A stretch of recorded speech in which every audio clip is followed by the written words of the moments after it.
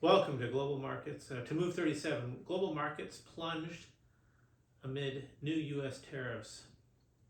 So the stock market has dropped again sharply following Donald Trump's announcements of the new tariffs, which includes a 10% baseline on all imports. So the Dow was down, the European markets were down, the Japanese Tokyo Stock Exchange was also down. This is important to note that this is kind of uncharted territory. Nobody's ever been here before. We don't really know whether this is going to work or not work. This is a very brave move. I would liken it unto, flying towards the sun to get back to Earth faster by using its gravity. Our second story is the tech IPO market faces significant slowdown. So one of the things also impacted by Donald Trump's tariff move is the IPO market is experiencing a severe slump, with analysts projecting that only about 150 deals this year will continue through a 4-year cycle decline. The downturn is attributed to a market's inability to follow recent tariff announcements. I think this is important because it shows that IPOs have limited opportunity for public investment and could exacerbate the wealth inequality and hinder innovation. Companies may delay their public offerings until the market's conditions stabilize, impacting their growth strategy and funding opportunities. So I don't know that that's going to be what the case is, but there are fewer companies that are willing to brave the waters of tariffs and all the other economic uncertainties. So for now, many of the companies that you might have seen in years past that would go an IPO, they're now trying to make it on their own, trying to do it with angel vesting and other private funding. I think this could be a boon for companies.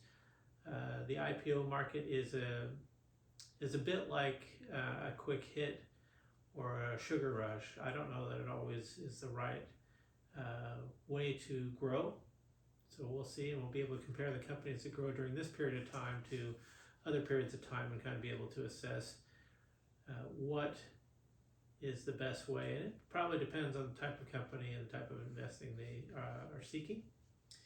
Our third story for the day is Shawbrook Bank delays a $2 billion London IPO. Shawbrook, the private equity owner, has postponed plans for $2 billion IPO in London due to market volatility. There it is again. The markets are a little jittery right now. We've been into this tariffs period for about 4 days. So it's very early days. Certainly lots of Strom und Drang about all the different things that are happening. The markets have come down significantly, losing thousands of points. I think we closed today, April 7th, somewhere around the 38,000 on the Dow, and it was in the mid-40s not too long ago. The fourth story, the Canadian firms anticipate recession amid tariff concerns. Again, tariff. I think the Bank of Canada survey revealed that 32% of Canadian firms expect a recession within the next year, doubling from previous quarters. This increase is largely due to the rising global economic uncertainty fueled by new U.S. tariffs. So one of the things I've noticed recently, and of course certainly in the last couple of days, is that not only is the U.S. stock market on a correction or a slight dip, worldwide, if you look at the markets, they also are following suit. So this is a course correction made by Donald Trump, but forcing all other countries into a similar situation, whether they wanted it or not. I think it's important. This shows the strength of the U.S. economy. I think some of the economies won't survive this. Some of these economies that are playing chicken have a lot to lose.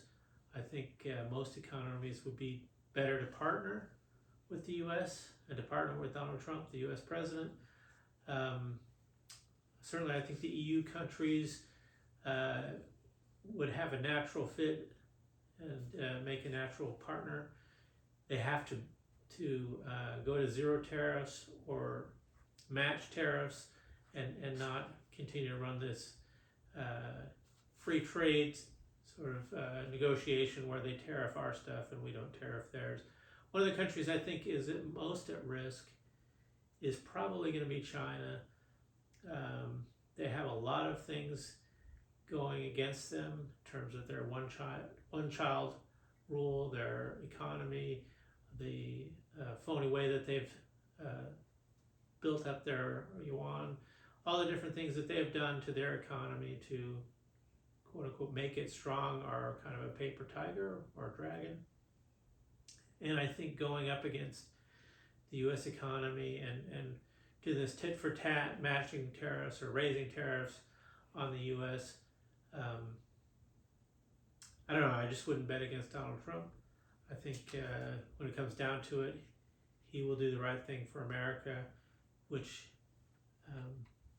China could join us, or they could get destroyed in the process and lose everything. Our fifth story: BD Price Toys store closes after 160 years.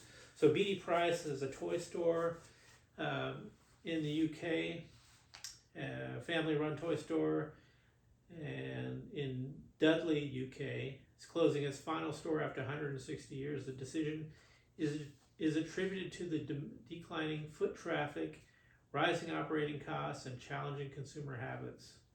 So I think when you look at that, it's a really kind of a sad commentary, but I think that is the way of the future. Everything's going digital, everything's going online. Amazon is competing at an incredible clip with every brick and mortar store. If you're opening a brick and mortar store, you have to be able to compete with the online challenge. And it's certainly one of the things that goes along with that is what's offered online. Prices are cheaper, it can be fulfilled faster, and in many cases, like where we live here in Texas, you can get your products within hours of when you post or request it online. So it's really hard to compete with that as a brick and mortar store. They have rent to pay, they have to pay employees, they have to keep the doors open, they have to worry about theft, inventory, all those things. Whereas the digital version of that is much easier to run, and much easier to run with Amazon as the host store and the individual store. So like if I had a toy store or a toy and bicycle store like this place in the UK, competing with Amazon would be very difficult. Just match one-to-one. Our sixth story: LVMH appoints a new CEO for Fendi and Kenzo. LVMH announced key executive appointments, naming Ramon Ross as the new CEO of Fendi and Charlotte Coupe as CEO of Kenzo.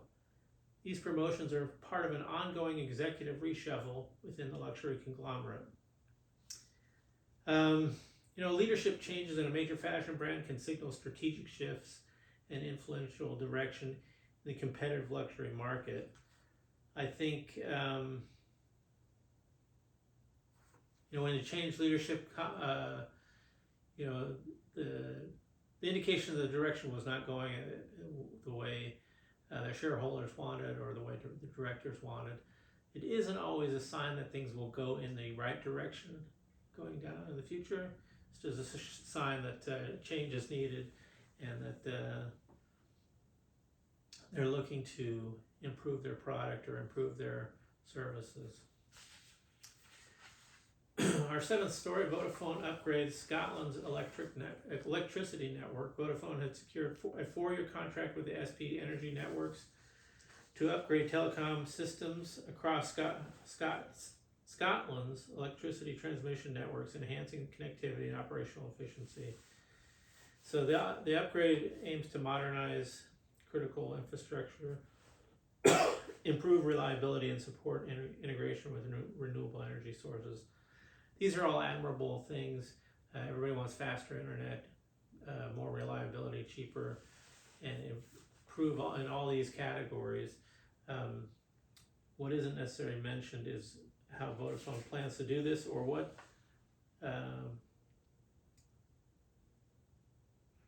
they're actually going to do to modernize critical infrastructure. Our 8th story, DoD identifies 16 sites for AI data centers. This is kind of a cool, exciting thing. So 16 sites in the U.S. have been identified where we could put new AI data centers for development, aiming to support growing demand while promoting partnerships with industry and developers. This comes to us from Blue Tech Wave Media. And I think it matters because if establishing AI data centers at federal sites could accelerate AI research and development and foster innovation and economic growth. I also think it's important to wherever these sites are, that these are potential places where real estate and cities and industries could grow. So if this is a small place, it could draw a tremendous amount of traffic virtually and physically to these data center sites, just to support those networks and to support those employees working there. This is a great potential for little towns to get on the map and to offer services and to become kind of a niche player and an exciting new place to live for many people. So keep track of those. Our 9th story, the CIOs brace for tariff impacts on tech industry. Yes, really all our stories are kind of based on the tariffs. It kind of is the all-encompassing story this week. So the chief information officers are preparing for potential impacts of the new tariffs on the tech industry, including increased costs, supply chain disruption, etc. I think one of the things that the tariffs are bringing is a major uncertainty to most of the industry, certainly the tech industry, and to business. AI is also it's kind of a perfect storm. AI is also there, the economy, all these things combine together to make this a tough economic outcome. Kind of one of those big 50-foot waves, the Maverick waves they talk about. If you catch it and you ride it, you could be a huge success. If you don't, you're going to have a pretty nasty wipeout. Our 10th and last story for today is the SIG-IQ AI. They raised $9.5 million to revolutionize legal tech. And so it's founded by a AI pioneer, Dr. Reshma Chatterjee. It's raised $9 million of seed funding to accelerate the development of AI-powered contract intelligence platform. The platform is used to advance natural language processing, NLP, and generative AI to analyze, summarize, and negotiate legal contracts in real time, significantly reducing turnaround time and risk exposure for enterprises. Investors in the round include Andreessen Horowitz, Greylock, and Harvard Legal Innovation Lab, highlighting strong interest in AI solutions that address traditional, slow-moving legal sector. You know, I think this matters because this is another industry that AI could disrupt. Legal operations are usually very complex and involved and take a lot of brain power, human brain power. So this SIG-IQ.ai is poised to be a category-defining player and emerge in the legal ops AI space.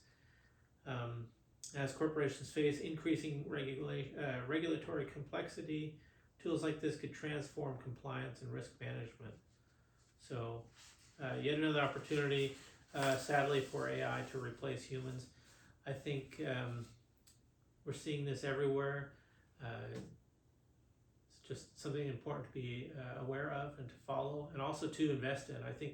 I don't know if this particular story or this particular SIG.ai is a good one to invest in, but it's one to watch for sure, or SIG-IQ, just because we want to stay on top of what's happening and to watch for those signals of companies that are going to make it big. When you first heard about Google, you probably thought it was a small thing. Now looking back, Google, Amazon, some of the big ones, even Apple, We want to help you find those as they emerge and help you decide whether to invest. So thank you for watching Move 37, where we cover all the latest tech and business news. And if you would, please like and subscribe. Thank you. Until tomorrow.